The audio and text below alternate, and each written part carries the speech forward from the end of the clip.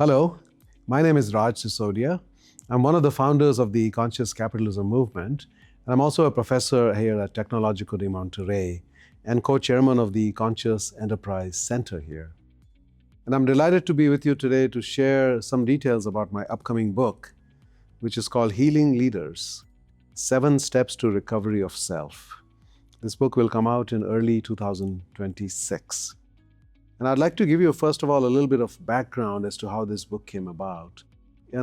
For many years, I've written about conscious capitalism, about leadership, about many different leaders and ideas, but I haven't really shared my own personal lived experience until recently. I started with that journey in the book called Awaken, which was my own memoir.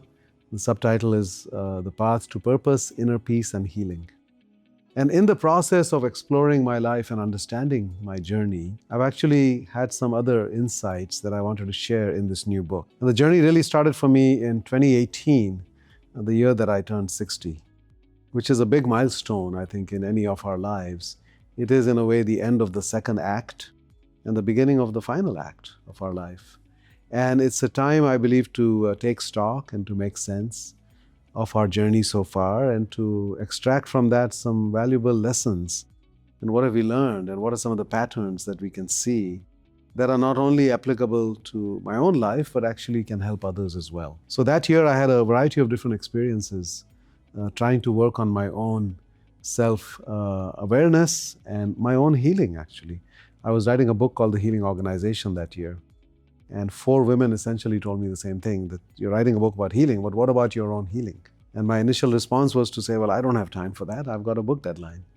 But fortunately, I had the sense to listen to them, and I delayed that book by 5 months. And I actually went on a deep journey of self-exploration that included a variety of things, going to the high Himalayas on the border between India and Tibet, where I had my 60th birthday, in the seat of the greatest Buddhist wisdom in the world, which has a lot of wisdom around suffering and healing. I also worked with a coach for the first time, and I went to the Amazon rainforest with the group called the Pachamama Alliance to spend 10 days with the indigenous people there, as well as the shamans, and experience a variety of healing modalities and learning about our deep connection to nature and how we have separated ourselves so much from nature. I also went on a silent retreat. And this is actually a very important experience I think all of us should have at some point in our life. We should make space for silence.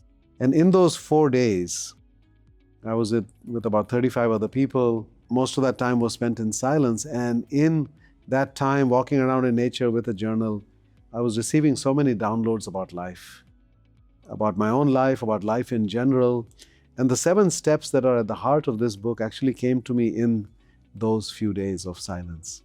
And so that's what I want to share in this book, and I'm going to give you a brief overview of the 7 steps, because I think they are universally applicable to all human beings. Each of those are important as part of our journey of growth and evolution and healing, and ultimately achieving some kind of impact in the world, and also living with some peace and some happiness. So I'm going to share a little bit about those steps as we go forward.